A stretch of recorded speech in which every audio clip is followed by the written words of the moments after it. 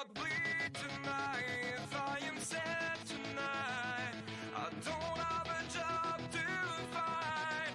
And if I work tonight, if I'm so tired tonight, I'll fall asleep when I'm home, when I'm home.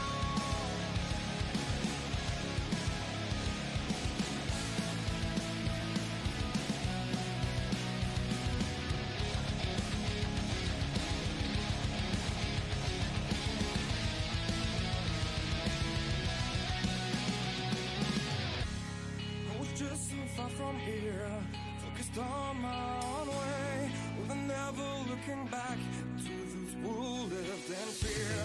There was nothing I could do, there was nothing you said that could make me realize how much lucky I was. Just out of reach of the fire, was not aware of the nightmare.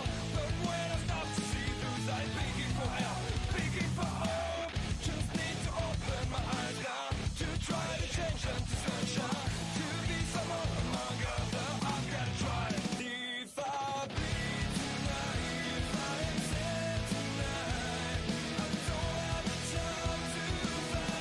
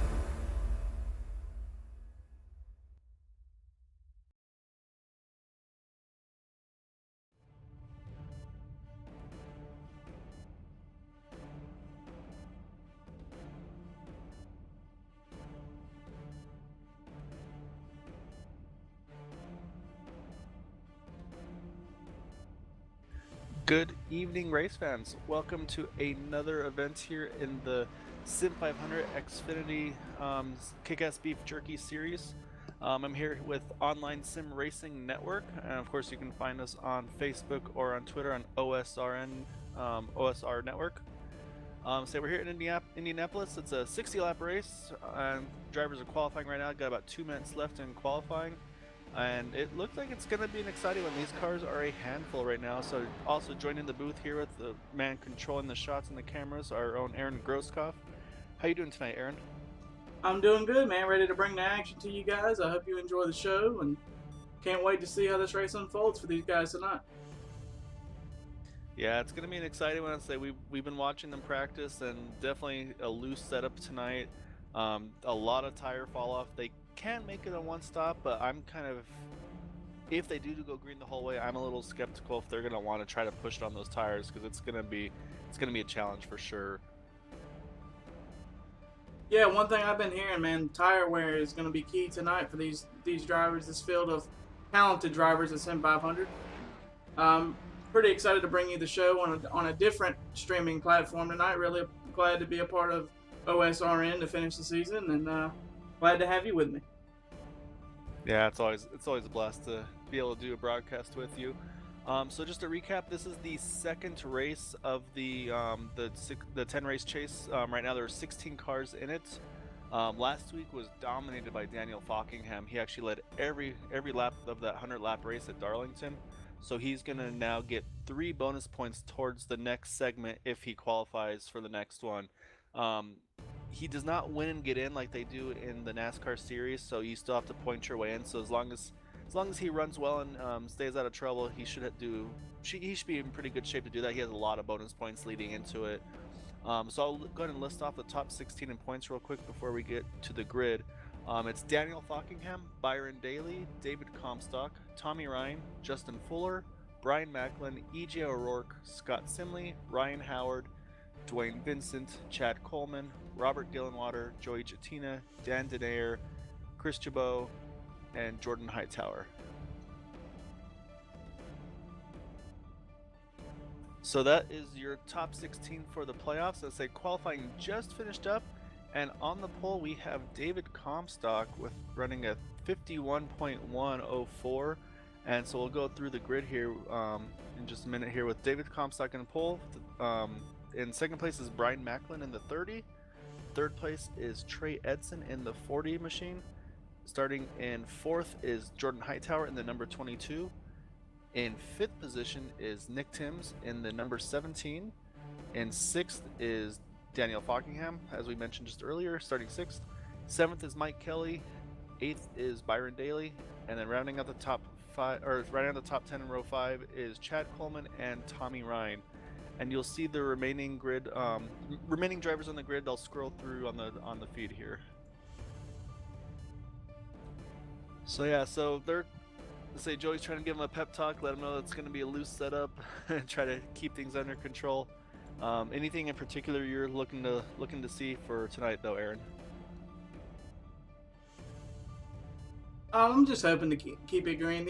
A lot of these drivers in this field are really struggling with the new build because they haven't had a lot of time to get used to the build and get used to how the new build of Xfinity cars drives on the surface. So really going to be we probably won't see a whole lot of passing in the beginning because these drivers are just trying to figure out how this car is going to feel in the draft. Yeah, actually, you make a really good point as well with the new cars. And so you guys will notice that there's some different cars now on the grid. So replacing the Camry in the Xfinity Series is the Toyota Supra, as well as a new body style model for the Chevy Camaro, as well as the Ford Mustang. So there's a few cars you won't see the normal paint schemes on them. They're still working on getting them together, but we still have a lot of good looking cars on the grid here today. And so yeah, I'm sure in the coming weeks you'll see more of them start getting updated as we go. But say the pace car is just about to start rolling off right now. Yeah, and I'm really happy. I'm a big David Comstock supporter, and I'm really happy to see him. I already got these new cars figured out. This is a good track for him. A high-speed track. It really plays into his talents. I mean, his talents are pretty much good for any track, but especially here at Indy, I've seen him win a couple races here already in Sim500. Yeah, so he's kind of one of the ones to watch for pretty much every week whenever he's in a race. I feel like the heavy hitters are usually David Comstock as well as Daniel Fockingham and Byron Daly. Those three are really the big hitters. They combine right now. I'm not good at quick math here, but I think they combined for 17 wins out of the 24 races in the season. So that just tells you how dominant those three drivers have been. Yeah, and Byron Daly had a string of races where he won a lot in a row. So a lot of talent in this league. It never disappoints. They always put on a good show. I'm really excited to see how they do with this new build, though. Really, iRacing did a good job getting these cars out so quickly, and really glad to see the new Toyota. Yeah, it's exciting to get everything up to date with the new cars in the actual series. So yeah, looking forward to tonight. Again, want to thank the OSRN network working with us to able to jump on board here with them and finish up the season. Joe, of course, definitely appreciate everything you've been doing for the league as well. I'm sure you'll get to hear him on Wednesdays as well. Let's say pace car is just about to come off of turn 4, and they're gonna leave the field in the hands of David Comstock, and we're gonna see these guys run 60 laps here at Indianapolis. So pace car is in, so now it's in the hands of David Comstock. Just waiting where he's gonna go. Pretty even start there. Say he didn't jump too early. Say he's got just about maybe to the nose of the 30 of Brian Macklin. It's like he'll clear him entering 1. Yeah, as Macklin tries to duck right in behind him, really close between him and Trey Edson there entering turns 1 and 2. So now they're trying to get single file out here through turns 2, and then they get a big run off of 2. Macklin's going to make a run for the lead here. Yeah, Macklin's really came on late the past couple weeks. I mean, he's really been starting to put some good runs together.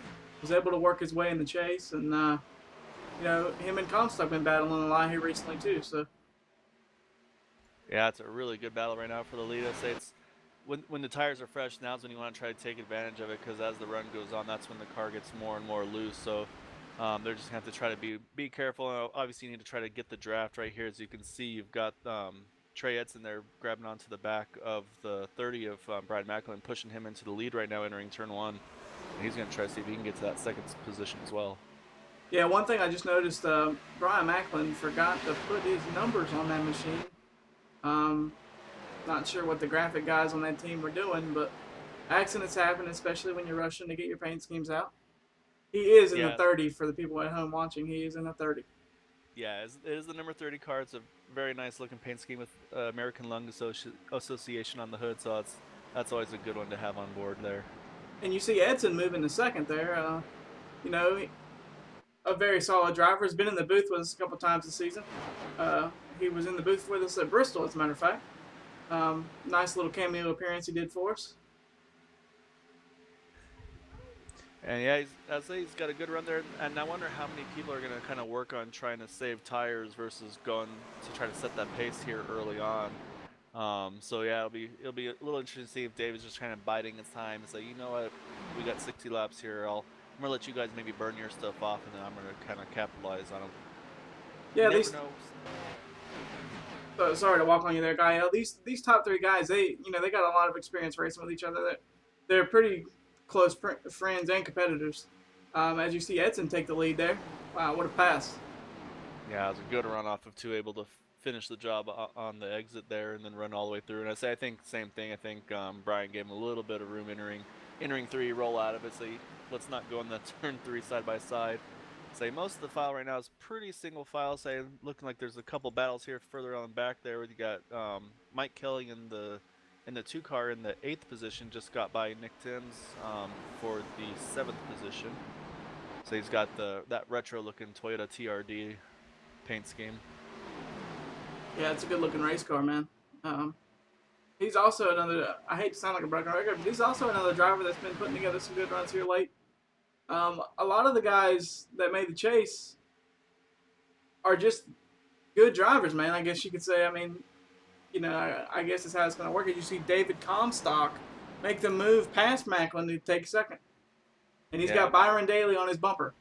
Yeah, I was saying the same thing. Byron Daly is trying to see if he could fill that gap as well, but he made sure, Macklin made sure to get in there. You can start seeing cars are starting to get loose. So it looks like about 5 laps or so, and that's about when these things are going to start snapping around on the side. I noticed the 22 was getting loose as well as Macklin as well in the 30. So that's going to be something that we're going to want to keep an eye on there. These guys are definitely starting to get loose on exits, so they're going to have to be real careful with the throttle here. Yeah, definitely a good showing so far. I'm surprised with the new build that we haven't had a caution yet. Knock on wood. A lot of passing too. A lot more passing than normal for these cars. Yeah, same. Daniel Falkingham right there sneaking by Brian Macklin, apologize, for the 4th place now. So he's moving up there, started 6th up to 4th now. And Byron Daly, we mentioned just a little bit ago, he started 8th and he's up to 3rd already. So it's a really good start for him in that 06 car.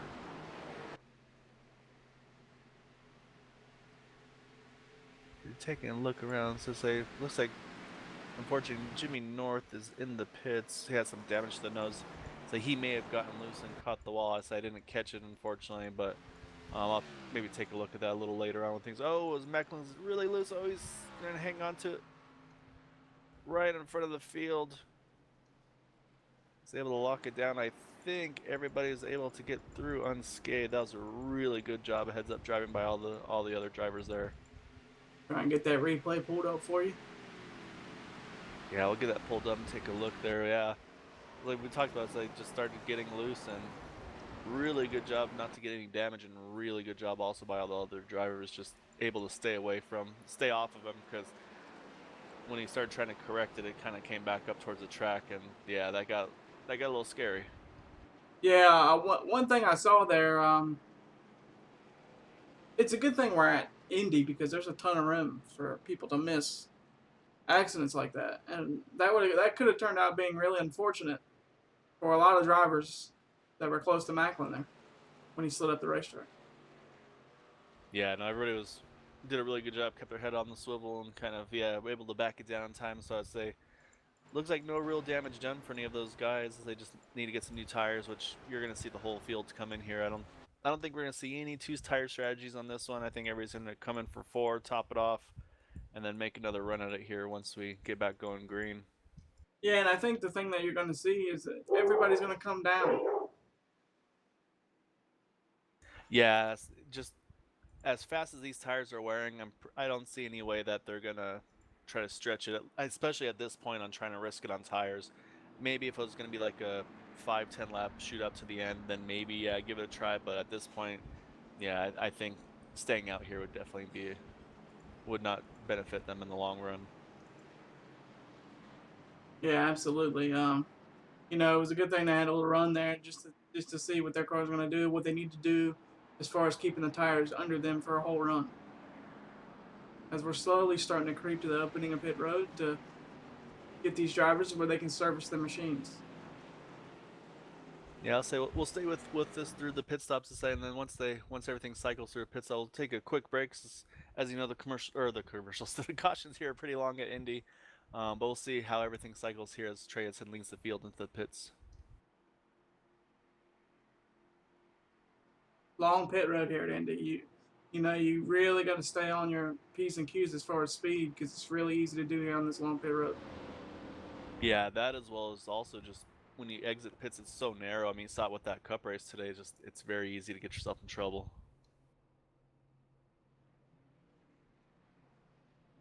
So one thing looks like Trey may have overshot his pit Yeah, stall. Edson had a little bit of problem there.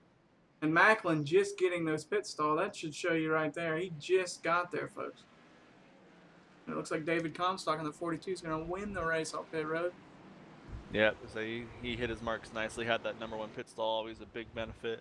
So yeah, you got Daniel Falkingham moved up to the 2nd position on the cycle. Mike Kelly into 3rd.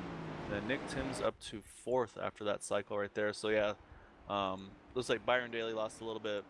The big one that hurt on that one was definitely though. I already lost his name. Brian Macklin. Brian Macklin. Well, no, that's from the caution. I mean from the pit stalls. Oh, Trey Edson, you mean? Yeah, it's Trey Edson. I'm sorry. Yeah, Trey Edson sliding through. That's really gonna. But with the new build, it really seems like you can pass. So that might not be the end of his day up front. And actually, I'm taking a look here. Oh, I noticed Tommy Ryan had a little bit of damage. He actually had a little bit too much rear brake possibly, and kind of slid into his pits and caught the inside wall a little bit. So he's got a little bit of left front damage. So he'll probably want to come around and get that fixed if he's able to. So like I mentioned, plenty of time to get damage fixed. So I'll say while they cycle around under yellow, though, we'll take a quick commercial break, and then we'll definitely get back here before the restart.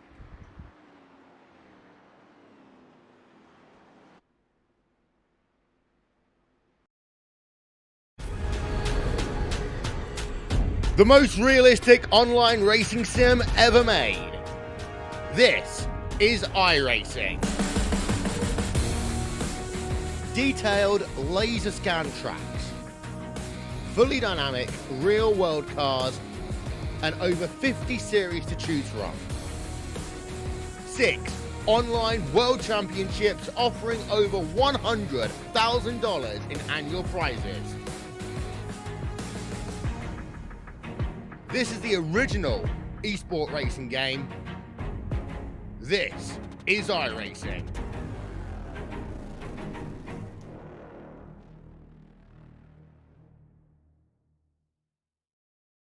TransService has flourished and retained customers for multiple decades. How?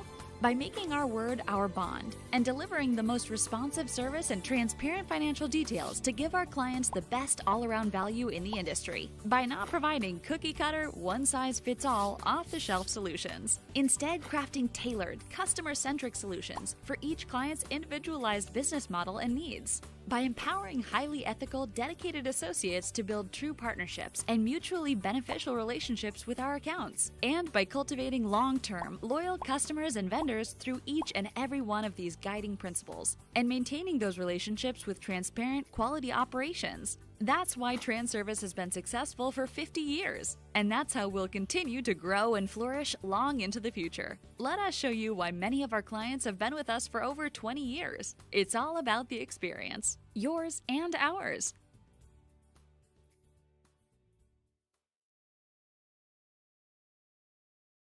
how to make a kick-ass Bloody Mary. First, visit your nearest Apollo liquor store in Rochester or Austin. Pick up a bottle or two of Kick-Ass Bloody Mary mix and all the fixings. Then fill your glass with Kick-Ass Bloody Mary and your favorite vodka. Add the Kick-Ass fixings. Now it's time to enjoy a Kick-Ass Bloody Mary, and of course, repeat as needed. Get your Kick-Ass Bloody Mary mix and all the fixings today at any of the Apollo locations in Rochester and Austin. It's just that good.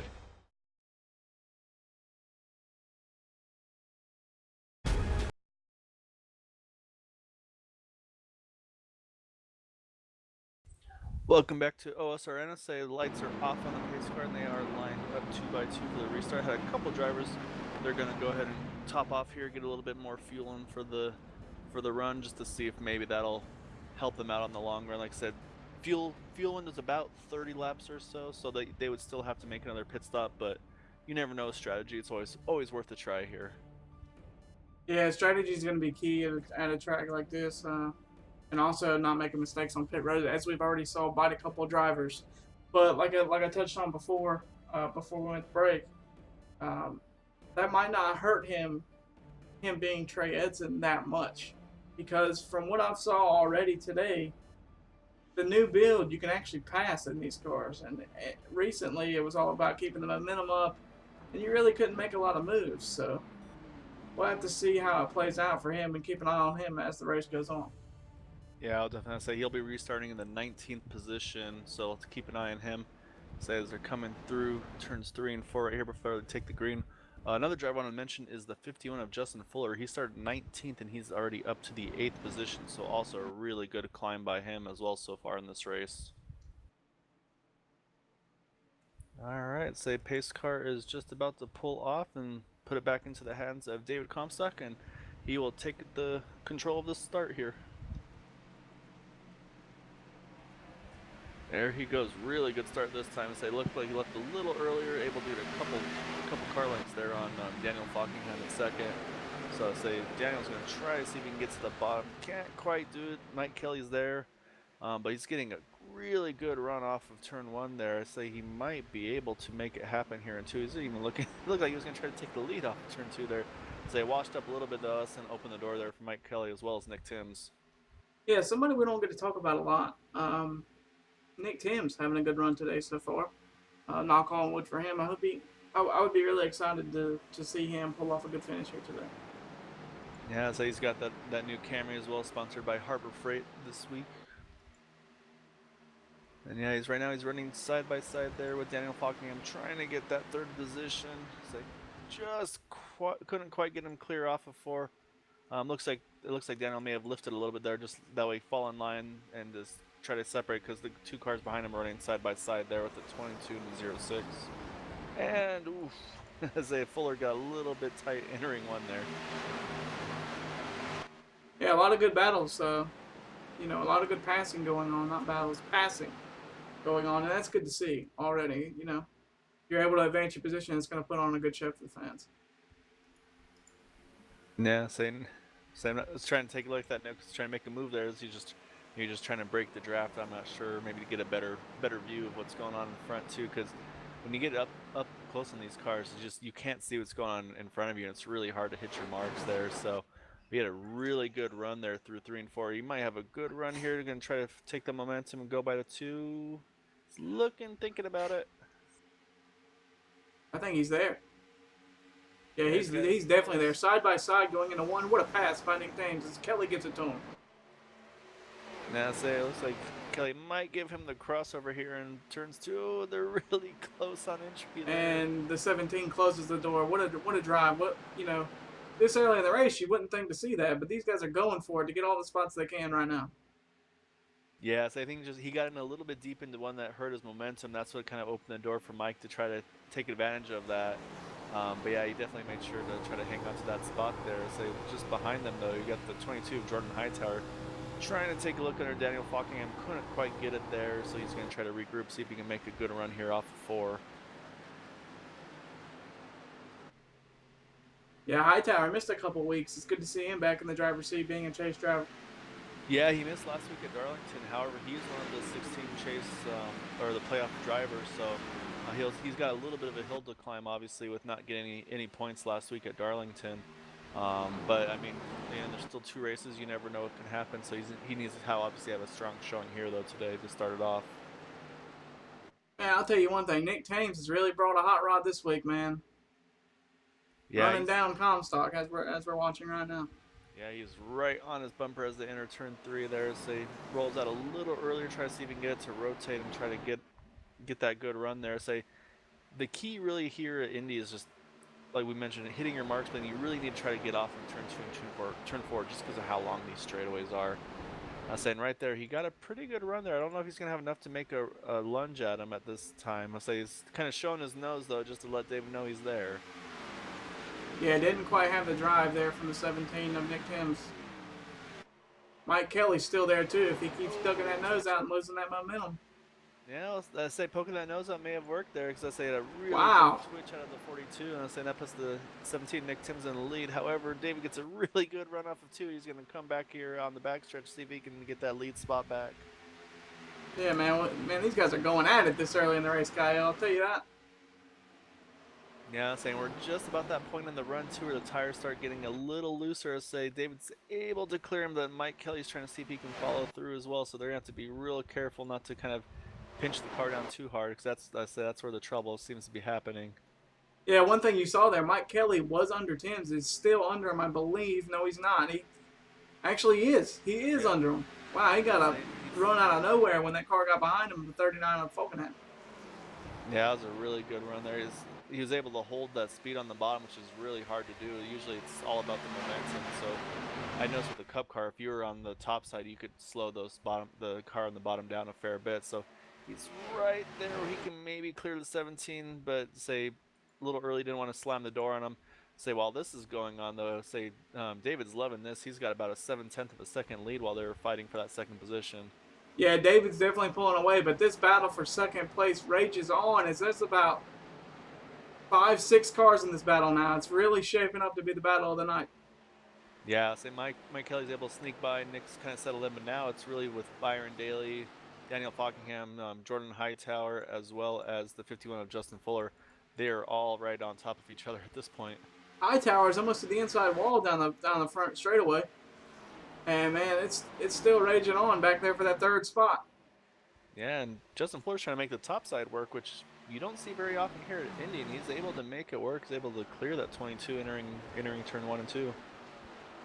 Yeah, Fuller's had some tough breaks in the past couple of weeks in the KickAss Beef Jerky Xfinity Series. He's looking to get back on his winning ways and get back up top so he can compete for the championship. Yeah, so we mentioned Scott Simley earlier. He's methodically working his way up. He's up to the 13th position now, just got by Scott Simley in the 12. So he's working his way. I think he restarted 19, so he's got about 6 spots there since that restart. So he's doing a really good job, kind of picking and choosing, not trying to get everything in one shot. And saying you're gonna notice it again. Some of these guys are starting to get really loose off the turn, so we're gonna have to keep an eye on that as well for off the exits of these turns here. Yeah, absolutely. We're just over the 7-lap run that we had that first run, Gaio, and they're getting a little bit more of a taste as we look at the leader Comstock with his decent-sized lead. But with the way these cars are driving, Kelly is coming. The draft package on these is just so fun to watch so far, Gaio. Yeah, I see Mike Kelly's just about a 10th quicker that last time by than David. But man, the tire fall off though is something else too, because right now they're running about 2 seconds slower than their fastest lap, and that's not even 10 laps into a run. So just goes to show you just how quick these things are dropping off. And man, yeah, these guys have a handful of wheel coming off the turns right now. Yeah, man, this battle for third, man, they're still going at it. Nick Timms in that battle. Yeah, As that's you- what I was watching too. Is Daniel Fockingham was just able to clear, slides up right in front of Nick though. Fuller's getting a little loose off of one. He's able to hang on to it though, entering 2. As you see on that graphic on your screen, Mike Kelly ran a little bit faster the lap before and the last lap. We'll have to check in with that and see how that's going to turn out there. I mean, Kelly's running faster in the draft, and the Gaio in these cars, you never hardly ever see that, man. Yeah, usually just get that arrow watch and just nothing you can do with him. But yeah, you're right though. Last 2 laps he's been about a tenth quicker. He's right around 3/10 of a second behind David now. So he's doing a really good job. This is kind of where you gotta, whoa, it gets really loose off of 4. Able to hang on to it though. As they may have lost a little bit of time there, but car's still in one piece, and that's the most critical right now. Yeah, Byron. As we look on with Byron Daly right now, not sure where he started, Gaio. Do you have He that? started in the 8th position. Yeah, and he's already up to third, so he's gained a couple spots too. He's not known for being up front this early in the race, but with this new build, you gotta go, man, and you can Yeah, go. yeah, he's usually, yeah, like you said, he's usually one kind of just bides his time, kind of methodically works his way up. But yeah, he's definitely, it looks like he's been a little bit more on the aggressive side. Say as Fuller's able to get also by Nick Tims there, say they'll put Fuller up into the 5th position. Um, as however, I'll say Tims is right on his back bumper there, right out of turn 3. So looking just a little further back at it, also a really good battle here in the 10th position with Jose Gonzalez, Tommy Ryan, Bob Gillenwater, and Oh, Trey the Edson. 41 sideways. I see that. Looks like he's able to hang on to it. What a save. And I'm gonna go back and get that replay pulled up for everybody. Yeah, I'll take a look there. So I'm trying to take a look as well. Yeah, just got loose off the 4, but he's able to hang on to it, missed the pit wall, and yeah, grab a gear and get going again. But he's still really loose. He's wrestling that thing right now.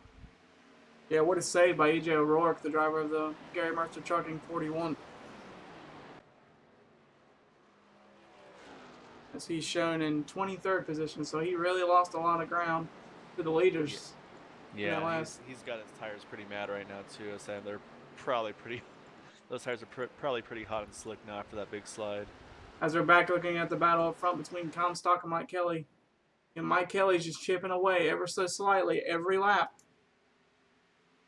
Yeah, he's got it back down to that 3/10 of a second after he had that little slide, and yeah, that last time by, just almost exactly 1/10 of a second quicker, and he's the fastest car on the track right now. So yeah, Mike Kelly has really got it right now. Yeah, as you look at the graphic, he's catching them. He's just got to keep his car clean. Can't really afford those mistakes. I mean, the laps are ticking off. We still got just under 40 laps to go, and the other guys behind them are probably running faster than these guys. Yeah, I'm looking at the lap times right now, and Byron Daly was within about half. Actually, yeah, Mike Kelly was the fastest car that last time by. Byron Daly was just about half a tenth slower than Mike, but actually the rest of the field, those top 3 are pretty much gapping everybody else at the moment. So let's see what this time by what it looks like though. Yeah, as you see the interval now, I changed it to Mike Kelly and Byron Daly so we can see the difference. And yeah, Byron Daly just a touch slower than the 2 of Mike Kelly. Man, these guys are on skates right now. They're sliding off of turn 1. Say both David and Mike Kelly just having to be really gentle on the throttle here. Say Daniel Falkingham's had a pretty good recovery from kind of getting mired in traffic there a little bit on that when it kind of got a little gaggle. And he was actually the fastest car the last time by. Oh, got a caution on the truck. Take a look, see where it's at here. I think it may have been the 30 of Brian Macklin, who was running, I believe, in the 24th position.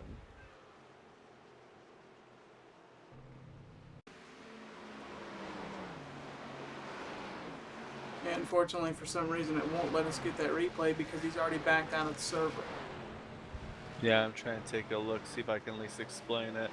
Yeah, it looks like he just got loose off the exit of turn 1, kind of caught the wall and then looped it. Was able to kind of gather it before any of the other cars came. Nobody else got any contact with him, but yeah, just got back up onto the racing surface a little bit, and so that brought the yellow out there. But yeah, unfortunately for him, that was the end of his night. He went ahead and disconnected there. However, I said it's going to be a big benefit for a lot of these guys because they were having their hands full there, and that'll also help Trey Edson. Now he's up to the 10th position after having that pit road difficulties, so he'll be able to kind of gain that track position all over again here. Yeah, and like I told you, Gael, he was going to be able to make it with this new build, and he's showing it right now. I mean, that mistake on pit road isn't hurting him like it would in builds past. Yeah, no, He's definitely, I say, obviously plenty of talent behind the wheel there too. But yeah, being able to pass is a huge help here. So yeah, really good job by him. I'll say in just a minute here, you're gonna see David Comstock lead the field here into the pits, and then we'll see how things cycle out this time. Let's say it'll change things up a little bit. Say you'll notice Mike Kelly and Byron Daly are going to pit a little bit earlier than David because they started 7th and 8th positions, whereas David obviously has that #1 pit stall, so they're going to get to their pit stall first, and then it's just going to try to see if they can jump him out on the exit. As we're on board with David Comstock to watch him work his way to his pit box. You know, you just got to be smooth here. You got to be smooth. But then again, there's enough laps left that a little mistake here might not hurt you as bad. As he gets in his box, perfect. A perfect entry Yeah, for the driver of the 42. That's what you want to do. So there's a lot of times where you see people what not to do. Say, I'm trying to see if there's some pit strategy by EJ. He may have missed his pit stall. I'm not sure. Really good battle for the second position there. Not sure if Macklin or Kelly got it there, but they had a really good fight there for that second spot out of the pits. Yeah. Byron Daly will be out in 4th. I have a feeling that it was Mike Kelly, and yes, now that my timing's updated, it was Mike Kelly that won that race off pit road. That was a really good battle there. So I'm noticing a little bit of nose damage on the 40 of Trey Edson. I'm going to try to see if I'm going to take a look. I'm not going to try to find on the replay, but I'm going to see if I can find something that may have happened earlier in the run or when that happened. No, yeah, I noticed that too when they were coming into pit road. Yeah, so that's something from earlier in the race. To say having to get through traffic, that's always a potential risk. But so we'll go ahead and take a quick break here again on OSRN, and we'll definitely get back to you guys before we restart this race one more time.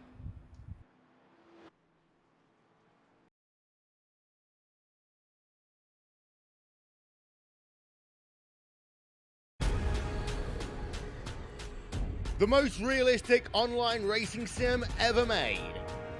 This is iRacing. Detailed laser scan tracks, fully dynamic real world cars, and over 50 series to choose from. 6 online world championships offering over $100,000 in annual prizes. This is the original esport racing game. This is iRacing.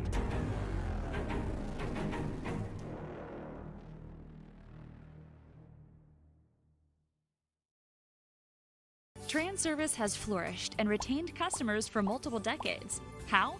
By making our word our bond and delivering the most responsive service and transparent financial details to give our clients the best all-around value in the industry. By not providing cookie-cutter, one-size-fits-all, off-the-shelf solutions. Instead, crafting tailored, customer-centric solutions for each client's individualized business model and needs. By empowering highly ethical, dedicated associates to build true partnerships and mutually beneficial relationships with our accounts. And by cultivating long-term, loyal customers and vendors through each and every one of these guiding principles, and maintaining those relationships with transparent, quality operations. That's why Trans-service has been successful for 50 years, and that's how we'll continue to grow and flourish long into the future. Let us show you why many of our clients have been with us for over 20 years. It's all about the experience, yours and ours.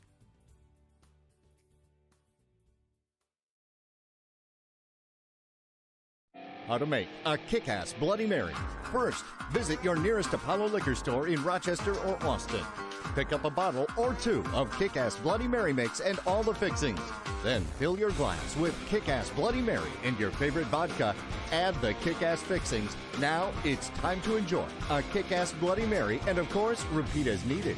Get your Kick-Ass Bloody Mary mix and all the fixings today at any of the Apollo locations in Rochester and Austin. It's just that good.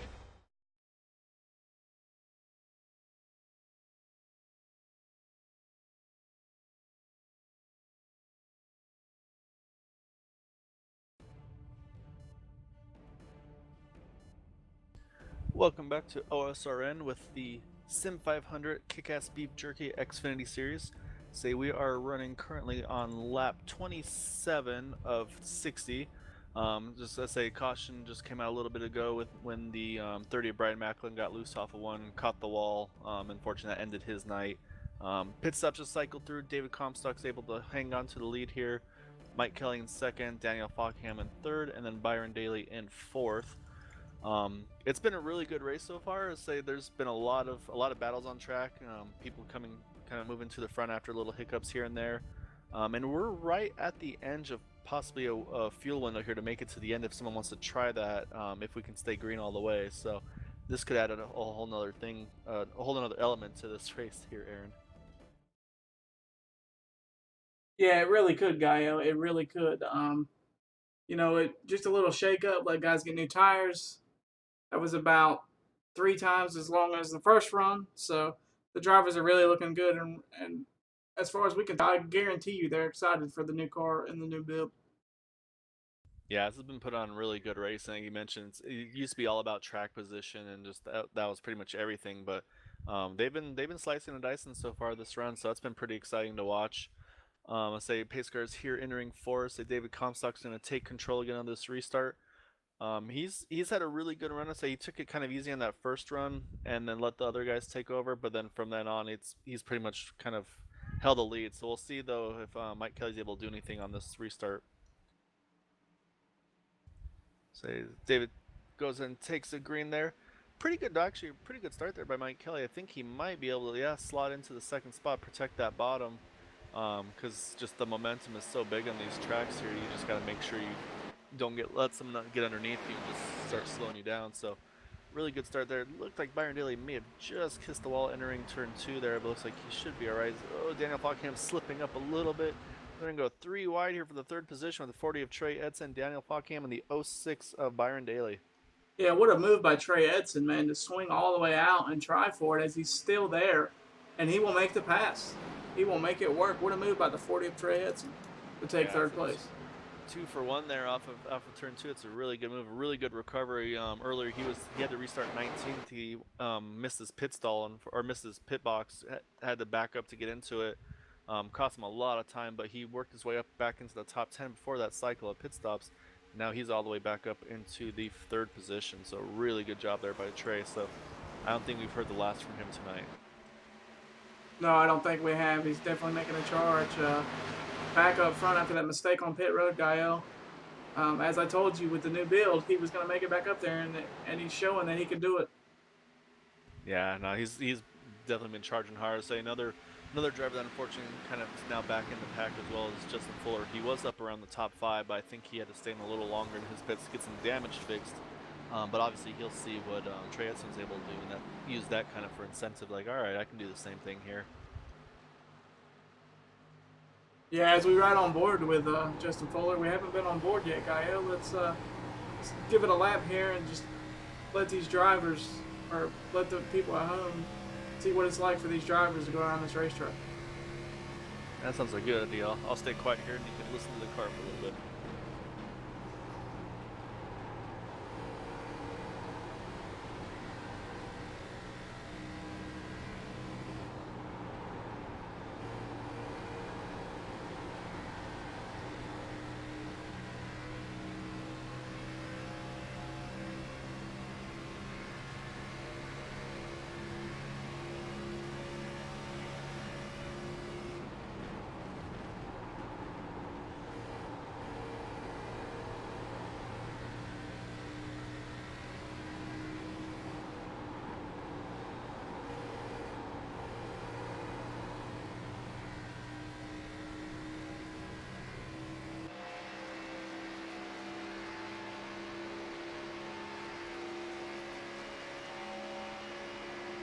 So that was a lap where Justin Fuller is able to get 2 positions there as well. It got by Chris Dubois and then also Dan Denayer. So he's moved up now into the 18th position. Now he's next on his list is Glenn Campbell in the number 44. Yeah, one thing I noticed, they're not off the gas that long, Gael, if any, depending on how you're driving the facility here. Yeah, I know with new tires they can really run aggressively. But yeah, once these tires start wearing though, you definitely have to start being a lot more ginger with the throttle. Say I already see a couple guys wiggling a little bit. Should be a few more laps till it starts getting really loose like it was earlier. One thing I did not touch on is the track temp is right now is 115 degrees, so that is playing a big role into why these things are as loose as they are. So that's, yeah, you always have to keep an eye on those track temperatures to see how the car is going to react. And they might be rooting for some cloud cover if they get some luck here. Yeah, as we're looking back up front, it's the David Comstock, Mike Kelly, chasing each other down show again with the 40 of Trey Edson in tow behind Kelly. Yeah, so you got Byron Daly and Daniel Falkham having a really good run here for the 4th position. I'll say Daly's got a look on the inside. He's got a little bit of a nose there. Yeah, Falkham's going to just roll out of it, let him get by, not fight him into the turn, and then just try to catch him back a little bit later there. Really, really smart move there. Like I said, just barely past halfway right now in this race, so that's definitely thinking long term on that one. So that's a good call there. So you already see David now trying to break the draft a little bit. You'll see them sometimes. You'll kind of see like almost like they'll start like snaking down the straightaways where one driver will go to like the middle or the bottom, and then all the other drivers start kind of trying to chase them down and hang on to that draft. So you might see a little bit there as well. If David feels like maybe he's got a good lap going, try to extend that gap from Mike Kelly. Yeah, as you see, Mike Kelly was 4/10 faster than David Comstock the last time by. I'm intrigued to see what they're going to be at the line. As we see somebody in the back of the field loose, but he looks like he saved it. Not sure who that was. Somebody near the very back of the pack. I think it may have been the 30 of Brian Wortman. I'm trying to take a look here myself. Yeah, it looks like he got loose off of 4, but able to keep going though, and no caution. If we can get that replay pulled up for you there. Yeah, so let me know if you get it pulled up. I'll say, while you do that, I'll say keeping an eye out front. And yeah, that last time by though, the top 3 are right on top of each other lap time wise, but then Daniel Falkham put down a lap 2/10 quicker than the rest of those guys. I'm sorry, Byron Daly put a lap down 2/10 quicker. However, Falkham was right like half a tenth slower than him, so they're right on top of each other. They're trying to chase these leaders back down. Yeah, as you guys saw, Brian Wortman just got in that corner a little hot by himself and just made a mistake and lost the front end of that car into the inside wall.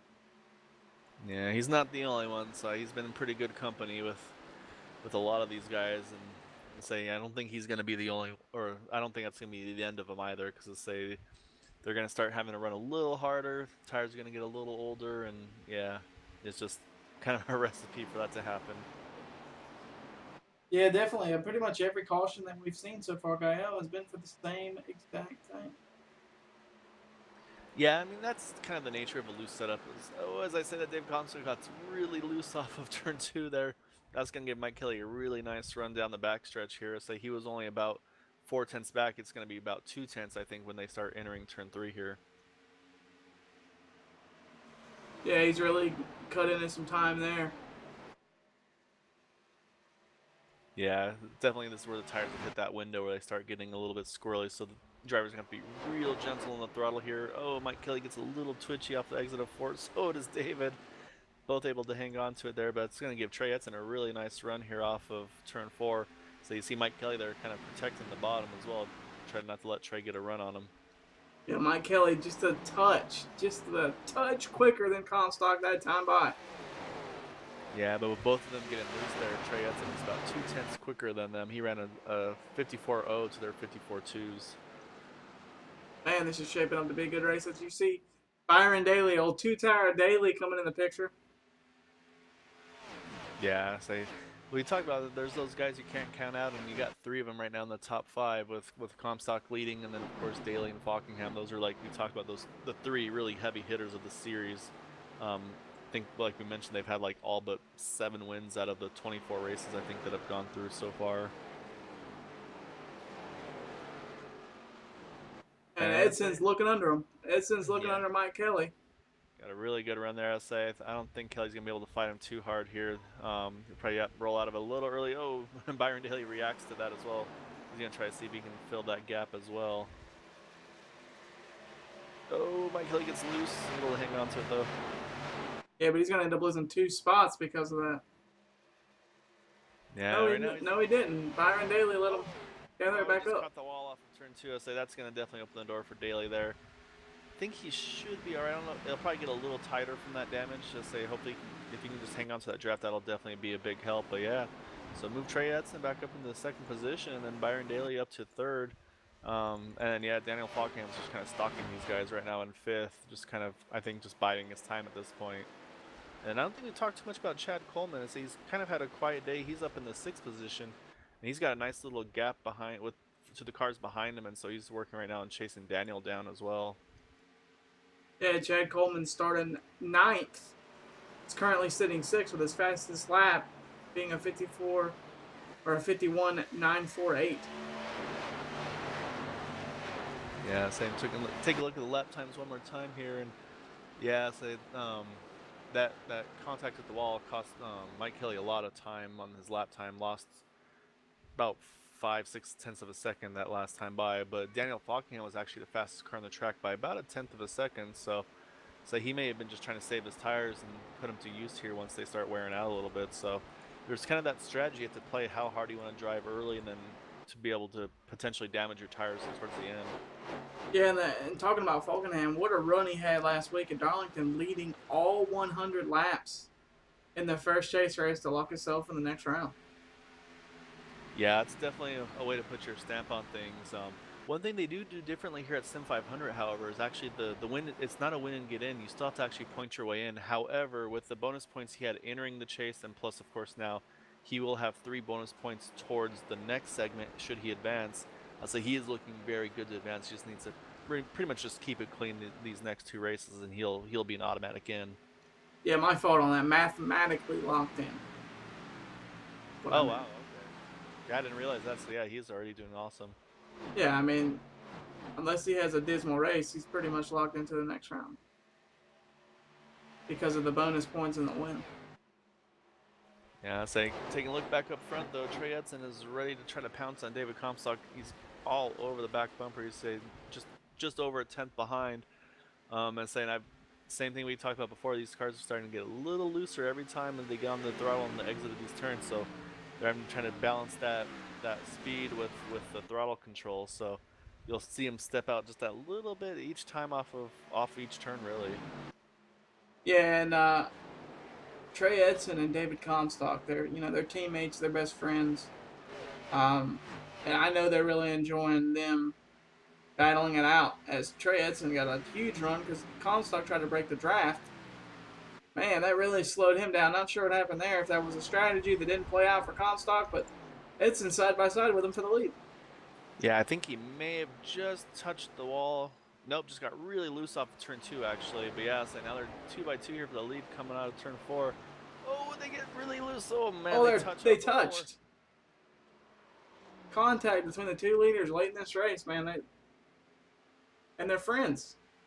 That's they're teammates, but at the same time, it just shows how hard they're going to drive. So yeah, right now we got 20 to go here with this race. We talked about the fuel mileage as well, so there might be some other guys just trying to, if it can stay green the rest of the way, can they make it from here? As David gets loose again off of turn 2. This is again going to give Trey Edson a run here, see if he's going to try to get to the bottom or not. Yeah, he's taking a look. Man, what a battle. Oh, caution's out just as they're battling for the lead there. They got really close to each other as well. Man, that changes everything in this battle. Looks like it may have been the 41 of E.J. O'Rourke as well as Glenn Campbell. I think they were in the 18th and 19th positions. Getting that replay pulled up for you, Gaio. Yeah, so I'm going to try to see if I can find it as well. Just 2 drivers going for the same spot on the racetrack, and the 44 and 41 make contact. And Glenn Campbell hard into the wall. Pretty much identical to some of the hits you saw today at the Cup race, Gaio.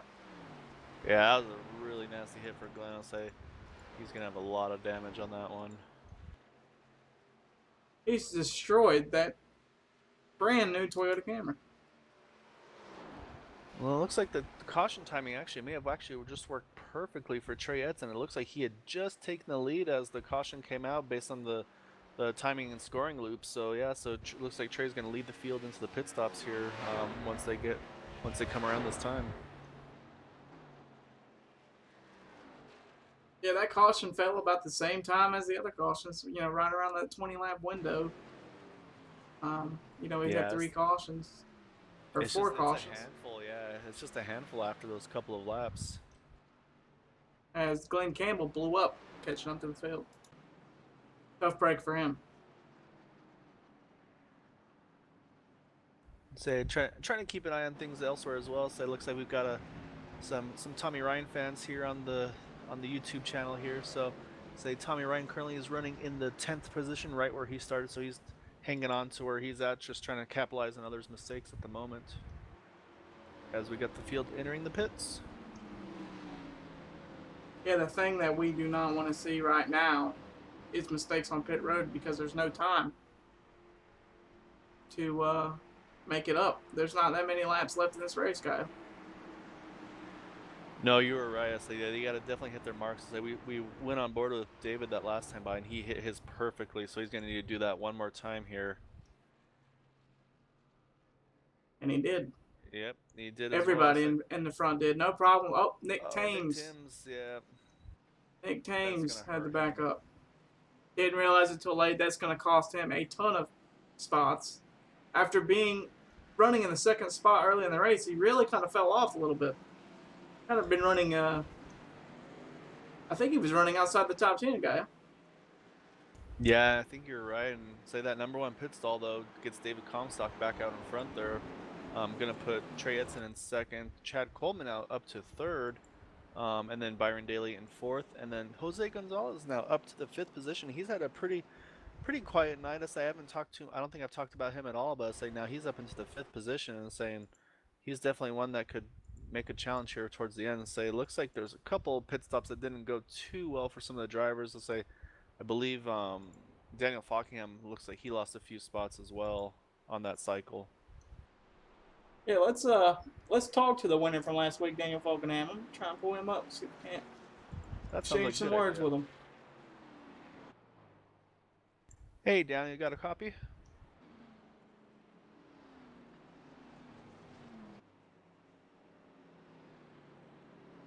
Daniel, you got a copy there, bud? Yeah, I got you. Hey, Daniel, so not a flag to flag run at Darlington like you had last week, but how's the race going for you so far tonight? I'm not sure what you said there. You just all went quiet all of a sudden. He said it's not quite leading all 100 laps like you did last week at Darlington, but how do you feel about the new build this week?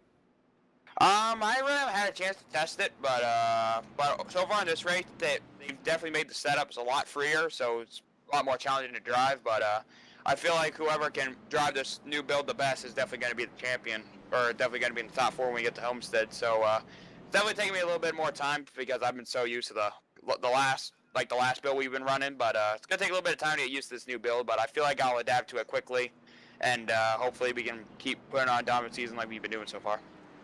Have you noticed anything like major drastic? Is it extremely line sensitive, or is it? I mean, can you just put it where you want it, or is it a big momentum like the old build used to be? It's harder to really build momentum off the corner because this thing really wants to snap off the corner, especially after like 5 to 10 laps on. So you don't want to go too hard in that right rear, especially on the start of a run. But feel like especially for a track like Indy, even like real life, it's always right against that rumble strip, right on the white line. Because times when I was on a restart, when I was up on the front row with David, I was on the outside of Mike, and just when I tried to gas it up off 2 to try to pinch him down, just the cars went straight. There's like no grip on the outside. So it's definitely line sensitive. You all want to be right down here on this rumble strip white line. So pretty one-line racetrack, so it's important to set up your moves off the corner and try to get underneath the guy you're passing. But on a long run, I feel like you can pinch a guy down on the bond because the tires are so old. They're not really able to put the throttle down. You just got to make sure you don't spin your right rear off the corner, or else you have to deal with it for the rest of the run. So it's definitely tough to deal with, but it's pretty fun. Is there anybody that you need to thank for helping you get to the racetrack? I got to thank First Rate Bay Lobs 207 as always for all their support, and thanks John Mushin and Reg Cajun, Paint Graphics, for painting up this beautiful car for me for the playoffs. Thank you guys for putting on the broadcast. Thanks everyone at Sim500, and thanks to everyone who's watching the race so far. There you have it, Daniel Falkenham. Thanks for talking with us. Good luck in the rest of the race. Thank you.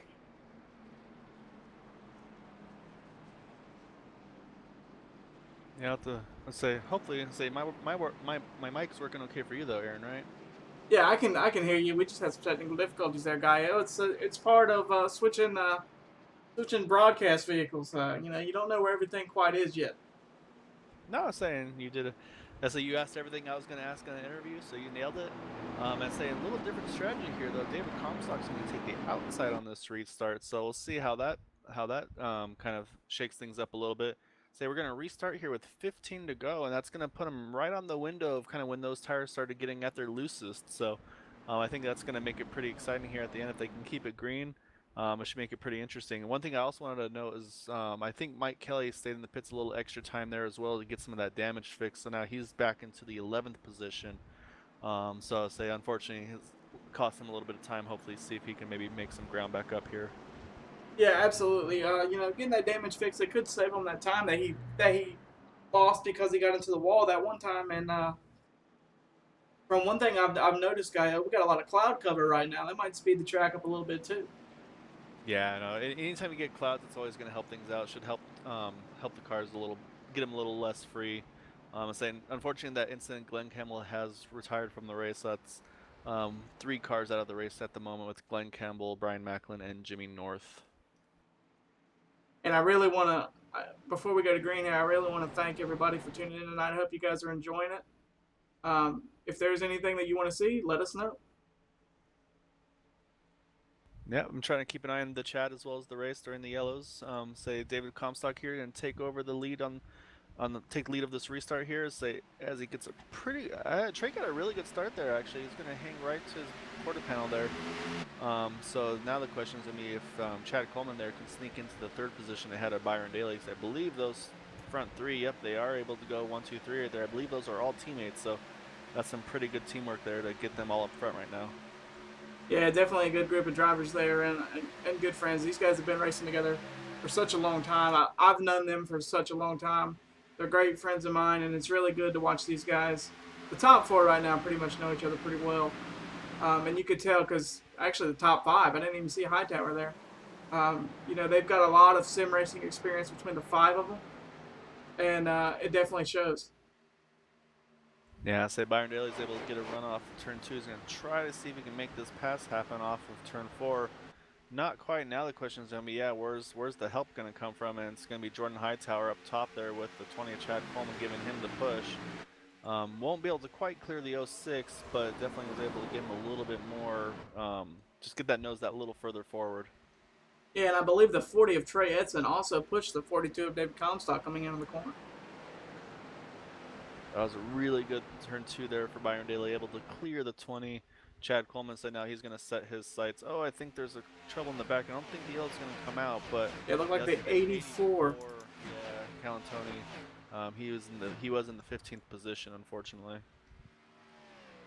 I'll let you try to see if you can hunt that down. I'll keep an eye on things up front here. Yeah, we're showing the replay right now. It just looks like he got loose coming into the corner and took an adventure through the grass and into the inside wall a little bit, not much.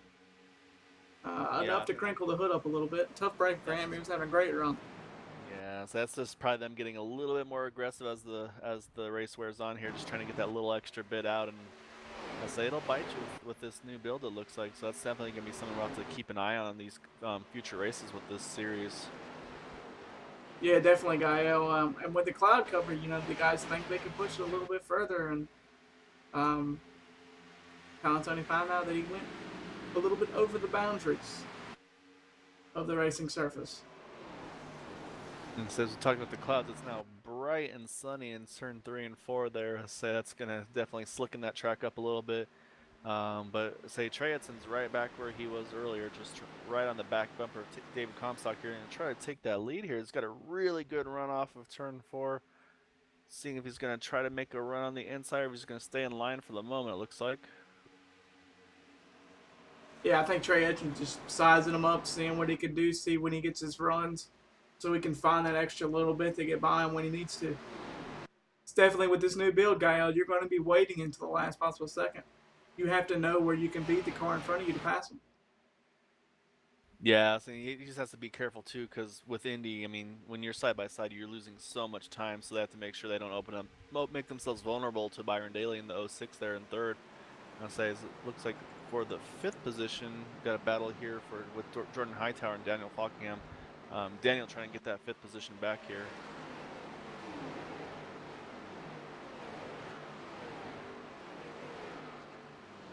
Yeah, Jordan Hightower really trying to work his way back up there. Falkenham, it looks like Falkenham's going to get that position because he's got help from the 15 behind him. Yeah, so Jose kind of bouncing between the two of them. Oh, Daniel gets a little loose off of turn one there. It's going to cost him a little bit of momentum down that little short chute, but say if he can hit turn two here, might be, no. Oh, they're really Oh, tight. they got real tight there. So close, mere inches between the two cars. Yeah, it was really good driving by both of them to stay off each other there. So I'm trying to keep an eye on that, and also up front there, because like we mentioned, Trey Edson's just all over the back bumper of David Comstock. David gets really loose in three. Edson's going to hang on to his rear bumper there. I was surprised he didn't try to make a run there, though. Yeah, I mean, one little screw up and Byron Daly's going to pass both of them. I've seen it happen time and time again. And yeah, it's really going to happen a lot more often with this new build, apparently, from what we've seen in this race, Gaio. No, these cars are putting on a really good show.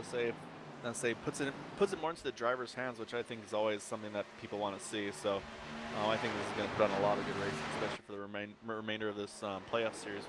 After this one, there'll be eight more races to go, I believe. Yeah, I can't wait to see the tracks that we're going to. Homestead's going to be fun. Oh, and we have a wreck. Nick Tame sideways. I believe he got turned by Justin Fuller there. Yeah, so it looks like Fuller is a little bit down on momentum as well. As we roll the replay, yes, it was. Yeah, Nick Thames and Justin Fuller. Yeah, he got really loose off of two, and just all that momentum lost. Just not much you can do. As we've talked about that though, and I got the 40 and the 42 side by side here for the lead. Byron Daly's trying to figure out if he can make a way between both. Oh! Make a lunge in the bottom. Man, they're going after it right now. So Trey's able to take the lead here, and now Byron Daly's been fighting David Comstock for the second position. And just like that, everything changes for the top three. I mean, David fell to third that quickly. Oh, they're really loose. Let's say Byron's able to barely squeeze in front of David. That was really close. And Chad Coleman's all over the back. I'm pushing David down the backstretch here. Yeah, Trey Edson, the leader, he's really wanting to see them start battling for the second spot so he can pull away. Yeah, no, so if they can start battling for second, yeah, that's going to be the best thing he can see, because that's going to slow them down a lot. But I say right now, it looks like Byron's able to kind of put a little bit of a gap there in David Comstock. So I think Trey's going to have his work cut out for him to try to hit his marks perfectly and keep that 06 behind him.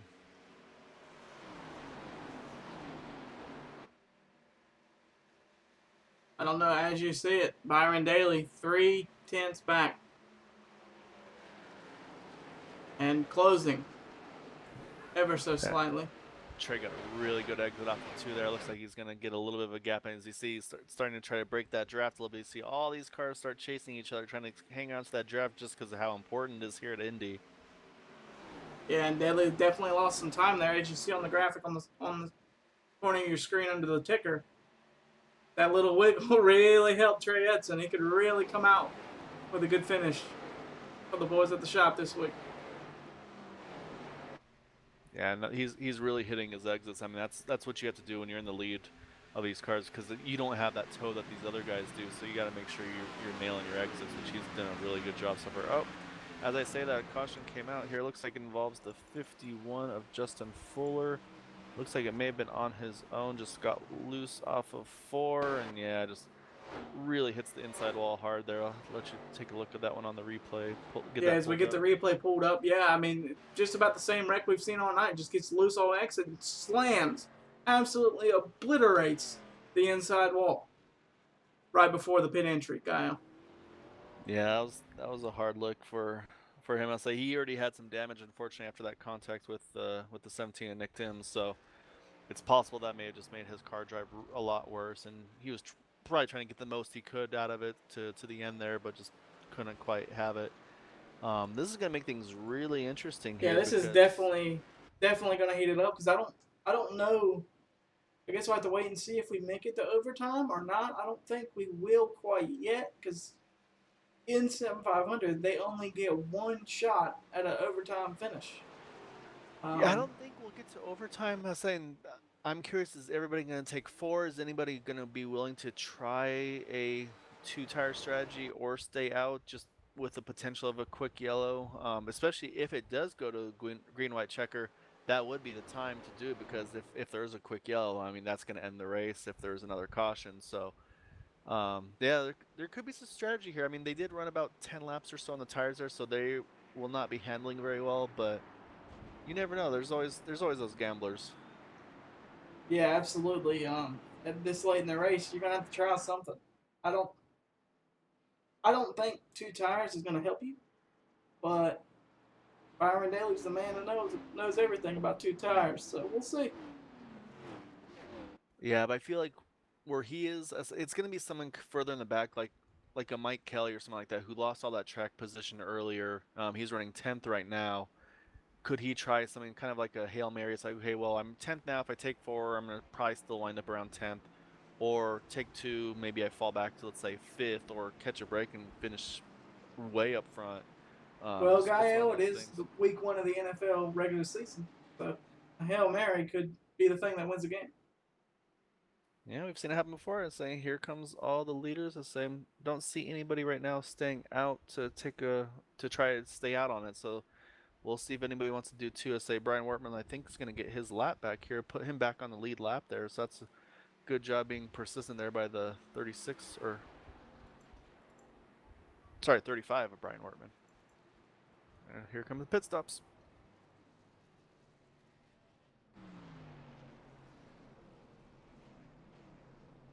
Looks like everybody did a really good job hitting their marks on that one. So yeah, we'll see what everybody else does here. And Edson's also got that empty pit stall from where, and there goes Kelly. You called it. Man, Kelly with the gamble wins the race off pit road. I think it's worth a try. I mean, like I said, he was mired back in 10th. He's gonna have control of the start here, and these guys might. I'm getting a little worried here. I see Trey Edson letting everybody by. I think he may have sped in the pits. That's going to really hurt there. I don't think he's Man, gonna be able to that recover is a there. tough break for Trey Edson. It was speeding, and everybody he has to go to the end of the longest line, and that pretty much puts him out of reach for the win that he possibly could have had at Indianapolis. Man, that's a tough break, Gaio. But Yeah, that's. I mean, we've all been in those situations, late in races where the little mistake could cost you the race, and ended up costing Trey Edson this week. Yeah, so it's just, it's unfortunate. Just try to push that little extra bit, and yeah, it just bites you. Yeah, I'm trying to take a look here for strategies. It looks like, yeah, for sure Mike Kelly took the two, and I think also EJ and Jeff Ryan and Ian Ham all as well took two tires to see where they all cycle out. I'm waiting for them to kind of cross start finish here to see where they move forward to. But yeah, I mean, it's gonna be pretty much a sprint to the finish here, so maybe the two tires will be able to hang on enough there. It looks like Ian was able to move up to the 7th position, EJ to the 8th position, and then Jeff Ryan up to 11th. Yeah, what a move by Ian Hahn to pick up those points. I don't think they're in the chase, so just get higher up in the points for the people outside the chase. EJ is in the chase though. We do see that, so those little bit of spots could help him beat somebody out for the next round. Yeah, I'm curious to see. I say I feel for Trey Edson. For me, it wasn't a speeding penalty, but I was doing a race this morning, and I had a maybe, I don't know, half-second lead or so, literally coming last lap off of turn 4. And I missed my marks, and it just went straight to the wall. And like, if for those of you obviously that watched the Indy 500, if you remember the J.R. Hildebrand accident, it pretty much felt just like that. And so yeah, that one stung. So Trey, I feel you, man. But you never know. Let's say if this doesn't go to the green white checker, if there's another yellow, always chances to gain more and more spots. So hopefully he can gain as much as he can here on this restart. While we have a second, let's look at the race summary. Current leaders Mike Kelly. Laps complete is 56 out of 60. And there's been 9 lead changes and 4 cautions for 9 laps. Not a bad race, Gael. For No, it's people, been a really good race. I say the drivers have been racing each other really well. I say obviously there's been yellows, yes, but it's just the car and the track combos. It's been a handful, and I mean I can't fault anybody for that.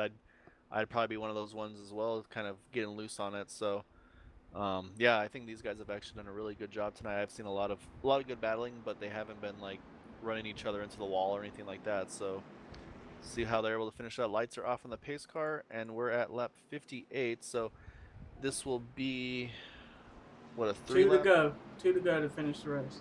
Okay. So yeah, so it could be its own green white checker potentially. Right. You know, and I'm really impressed with this build that iRacing's put out. I know I've said it a few times, more than once, but this has been a really impressive race to watch tonight. Yeah, I've been enjoying it. It's fun to be able to watch it and then also just to commentate them, especially when they put on a good show like this. So Mike Kelly's goal here is going to be to get the best restart he possibly can.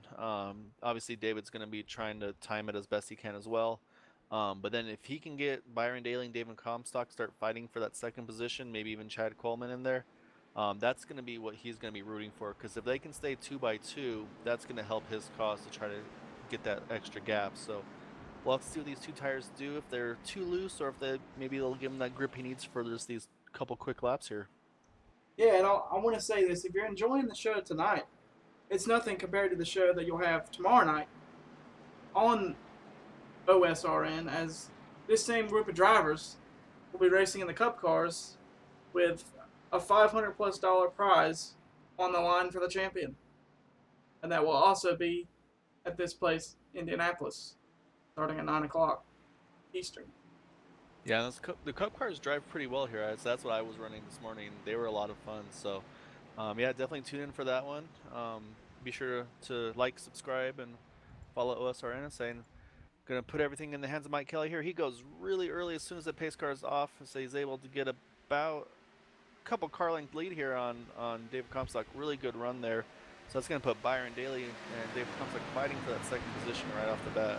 Right, and that's what Mike Kelly needed to do. He needed these guys to get side by side so they can battle door to door like they are, hitting each other. As we got a car spinning, but he's off the racing surface. Oh, and Comstock overcorrects hard into the wall. Oh, man. Yeah, so while they were 2x2, they were just eating Mike Kelly up there, unfortunately. And so yeah, I think that kind of, I'll let you pull it up on the replay, but I think they just got pinched in together, and that's just, David was on the outside, just nothing he can do. Yeah, as you see that hard hit by David Comstock. Man, that is really, really bad.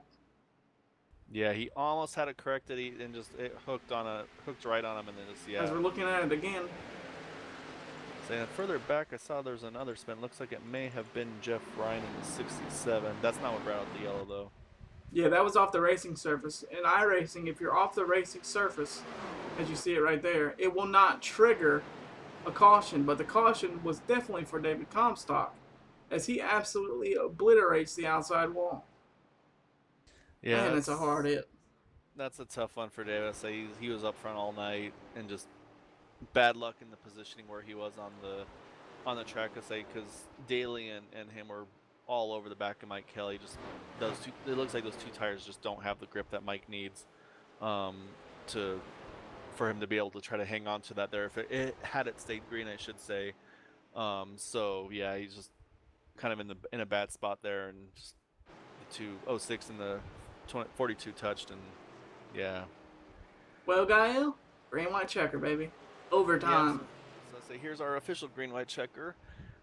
So, well, we mentioned. I'm trying to take a look here at the. I'll let things cycle. So I'm trying to see where Trey Edson may have cycled through there. If he got through clean, see if he can pick up some spots as well. But yeah, so I'm showing him 18th. I think the best chance for Mike Kelly's going to be another quick yellow, because I think if they can get to the backstretch, I don't think his tires are going to be able to handle it.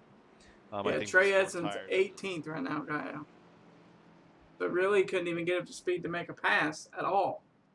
Yeah, so he just gained the spots on the ones that got in the wreck. As you see, David Comstock coming down pit road. Yeah, Man, what a Jeff tough Brown with break, the man. damage. 39 laps led and nothing to show for it. Yeah, I was saying, take a quick look at the points here. Let's see here. He was 3rd in points entering this race. He had a fair amount of bonus points going into the segment with 22 bonus points after, and as well as I believe he finished 2nd at Darlington. So I mean, he'll probably still be pretty safe to stay in that top 12 for the next segment. But yeah, I mean, at this point, I don't think he's thinking about points. He's thinking about trying to get that win here at Indy. So Yeah, and I mean, after a dominant performance, I mean, he's going to be coming out next week swinging, guy. oh yeah, saying. Well, while we're talking about it, so I can pull up the calendar here. Say, see, next week we are running at Las Vegas.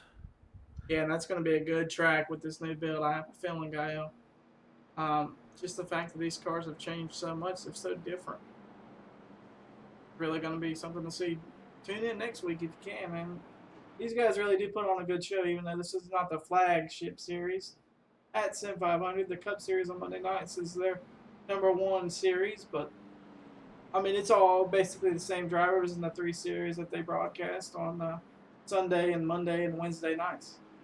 Yeah, so obviously right now we got the Sunday, the KickAss Beef Jerky Xfinity Series, and then like you said, on Mondays the Trans Service Cup Series, and then on Wednesdays the WCIParts.com Truck Series, and like you said, they're always putting on a good show in all of those ones, and it's fun to be able to watch, and just even to have a chance at trying to contend for the win with those guys is a challenge in itself. So Absolutely, absolutely, Gaio. And if you're interested in signing up for one of these series, head on over to sim500.com and see what availabilities. We also have some free series coming up, especially one on Fridays, Midnight Thunder, where we're going to be running the Indy cars starting the next season in the middle of September. So go check that out, sim500.com, if you want to get in on the action that you're seeing tonight. It's a great league, a lot of great drivers. It's ran by great people, and it's broadcasted right here on OSR. yeah, same. So we just finished up the K&N cars over there for that last segment, and it sounds like it was a 1-position spot for winning the championship. They finished 4th and 5th. I can't remember who was where, unfortunately. Yeah, I believe Chad Coleman. Chad Coleman and Nick Timms. Yeah, Chad Coleman and Nick Timms were the battling for the championship, and came up 1 position short. Nick Timms to get his first championship, and Coleman ended up winning his 2nd in a row K&N championship, I believe. Yeah, so decided to switch things up for the next segment. We might try to do a fun race, I believe, this Friday. So if you want to give that a try, definitely get in contact with us. But then the following Friday will be when we start the official series. Just running the ovals with the cars. So say some big ovals, some small ovals. Basically, and the finale will be at Indy. Just kind of figure that'd be a fitting way to finish up the segment over there. But I believe we'll be getting the 1 to go this time by. So trying to take a look here at the running order. So obviously Mike Kelly's got those 2 tires, and then you've got Byron Daly, Chad Coleman, Daniel Falkingham, all with the 4, and those are the top 4 at the moment. And then in 5th and 6th, you've got Jose Gonzalez and Tommy Ryan as well with the 4 tires. Jordan Hightowers with 4 and 7th, and then you've got Ian Hahn and EJ O'Rourke running 8th and 9th with 2 tires, and Dwayne Vincent in the 13 with 4 tires as well in the 13 car. And to highlight, from 11th to 20th, you got Randy Yoakum in 11th. You got Bob Gillenwater in 13th, Chris Caboo 14th, Joey Gattina, and Trey Edson, with his misfortune, sitting 18th. Yeah, so we got one more chance at this. So pretty much next flag ends it. So if we go green to the end, that's obviously the ideal. But yeah, there's a potential if another yellow comes out, that's the field will be frozen as the caution comes down. That's going to be how it finishes up here. At Sim500, they do the one restart rule, or one green white checker rule, for all the series here. So yeah, so say Kelly's gonna need to get another really good restart like he had there, and same thing. Try to hope that he can get that battle for second position to maybe see if he can get a gap on those guys. But with the misfortunes of Comstock and Edson, Byron Daly's really in the catbird seat if Kelly makes a mistake here, guy. Yeah, I say you always want to be if you can, the furthest up to say. I feel like the two best positions are gonna be either where Daly is or where Chad Coleman is, because if Kelly washes up that little bit in 1 and 2, Coleman might try to sneak his nose underneath there. So it's hard to say. It's gonna be, these late race restarts are always pretty wild. So especially when you have different tire strategies. So let's see what happens here. Yeah, as the pace car is making the big sweeping turn to the front stretch. So he's about to pull off right here. There he goes. In the hands of Kelly now, so we're waiting to see when he goes. Oh, they're trying to jump him. He goes late. Yeah, they tried to time it on him. He was able to wait for them to kind of back off of it a little bit. So now it's going to be if he can try to get us through these turns as quick as he can. He's got a really good 1 and 2, or turn 1, I should say, right there, able to kind of keep that gap going there. He's going to try to see if he can do the same. Oh, just looks like it just does not have the grip he needs off of turn 2. So, but now he's going to have the help from Byron Daly because he just has nowhere he can go. So, you got Chad Coleman on the bottom with Daniel Fockingham pushing him, and Byron Daly's thinking about trying to force a 3 wide here. Hopefully he doesn't. Kelly sends it in. Yeah, he just does not have the grip there. So now he's just going to try to hold on to as many spots as he can. Wow, and Coleman coming out of that with the lead. First time in the night for the 20.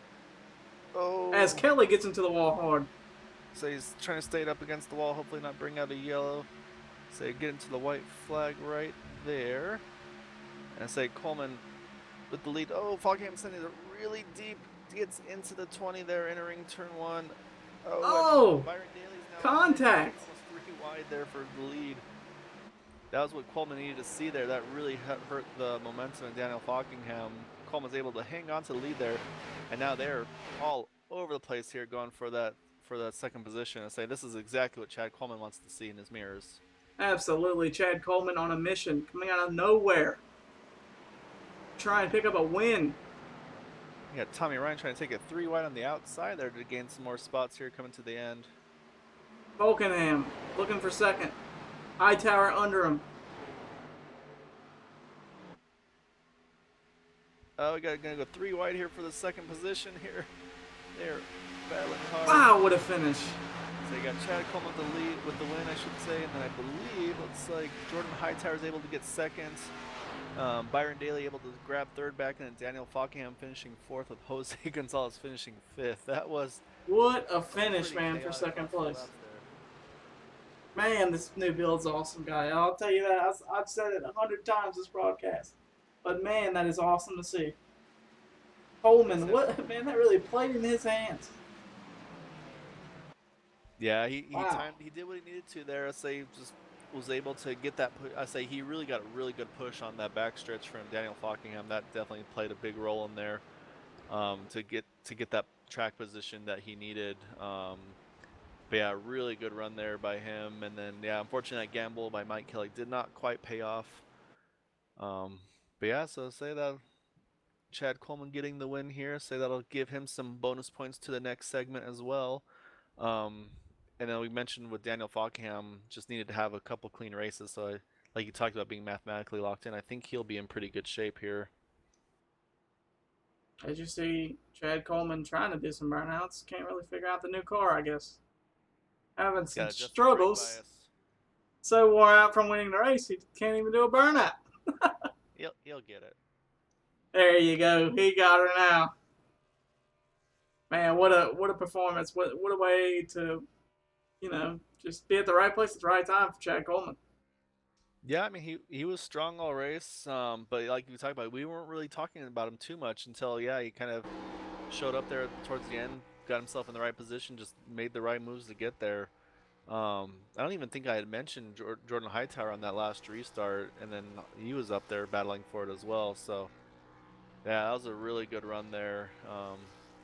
So you got Chad Coleman with the win there. Like we mentioned, Jordan Hightower in second, Byron Daly third. Fourth place, Daniel Fockingham. Fifth, Jose Gonzalez. Sixth, Tommy Ryan. Seventh, Dwayne Vincent. Eighth was Scott Simley. Ninth, Randy Yoakum after starting 24th, so a really good run by him. In 10th was Chris Jabot. And then in 11th was the boss man, Joey Jatina.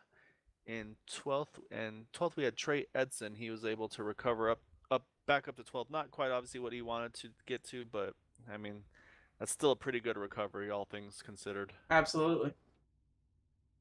And as we're looking at the results, Comstock, that dismal 20th place finish after leading almost 40 laps, man, that's really got to hurt, especially when you're in chase implications.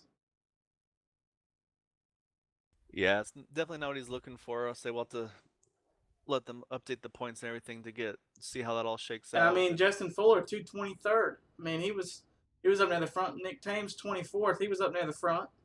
Macklin, I mean, he was up near the front, 27th. Glenn Campbell hit the wall a ton. 26th. Calantoni, made a mistake. He was running in the top 10 at one point. This track came to bite a couple of good drivers, as a matter of fact. I mean, that's really a disappointing day for some of those drivers at the bottom, guy.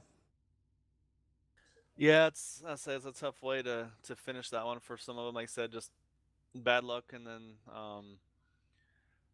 yeah, just tough track and setup combo for some of these guys. Let's say kind of bit a few of them, and then of course for David Comstock, just not where he needed, wrong place, wrong time, and yeah, that definitely hurt him. So I'll say take a quick break. I'll say we're going to try to gather the drivers here for the top 3 interviews, and so we'll get that to you as soon as we're back.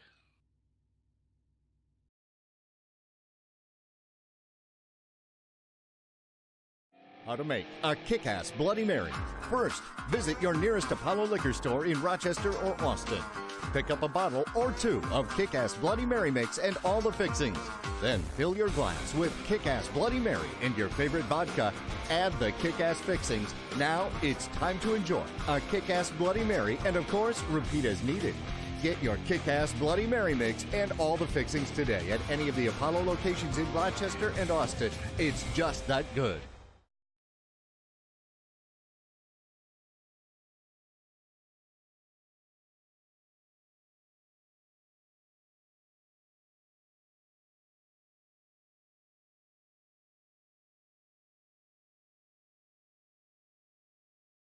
TransService has flourished and retained customers for multiple decades. How?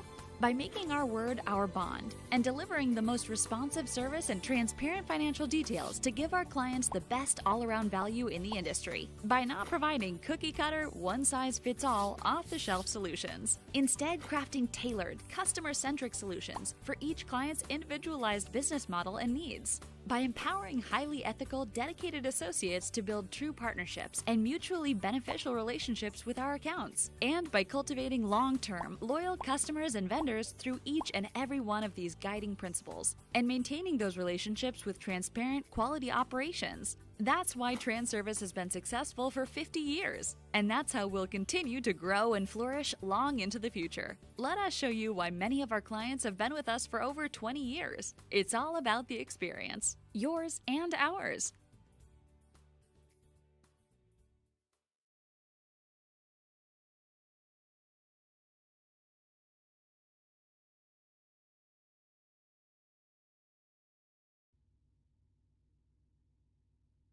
Looks like Ryan Howard did not show up.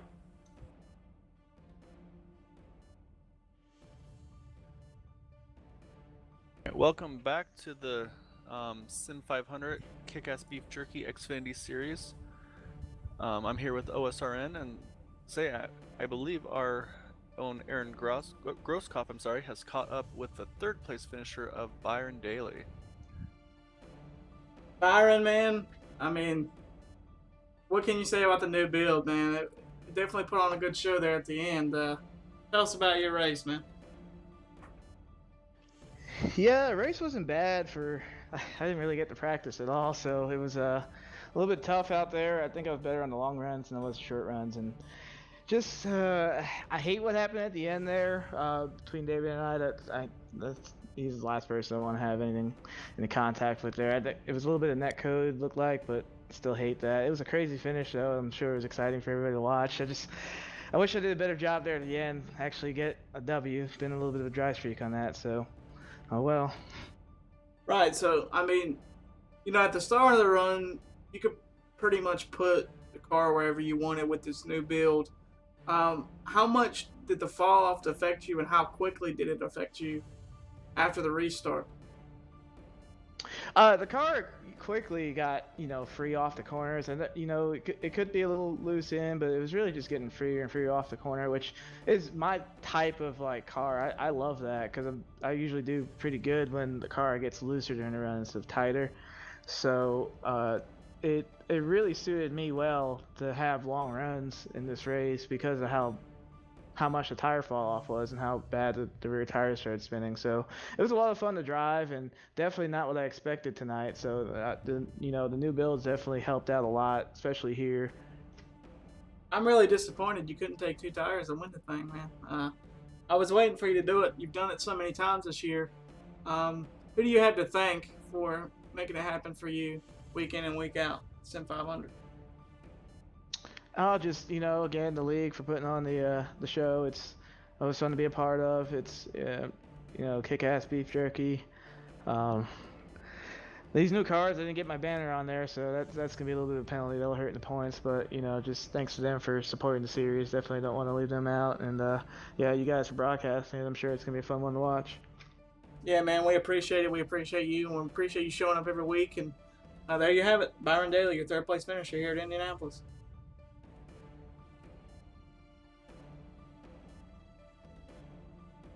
I'm saying, while you were interviewing the third place finisher Byron Daly, I was able to sneak over and find the 22 of Jordan Hightower. So make sure I got you there. Jordan, you got me? Yes, sir. So I don't even think I mentioned you on that last restart. Where did you come from to get all the way up to second and have a really good shot there at the win? Before the green white checkered came out, I was in ninth. I slipped through my box. I restarted ninth and kind of slithered my way up to the front there. Yeah, we were talking about, okay, these are guys we probably have to watch for, and then I was looking, it's like, where did that 22 come from? So that was a really good couple of restarts by you there. I would say, take us through just the race in general. It seemed like it was definitely not the normal tight setup that we've been used to seeing with these Xfinity cars. How did it feel to you? No, that was the best part. I mean, it was hooked up for 3 laps. You could run it really, really hard, but when you did that, both the rear tires started burning, and you were out there on an ice rink pretty much, and that's what made it fun. You actually had to drive the car. Yeah, Aaron and I were really enjoying watching you guys kind of wheel it there.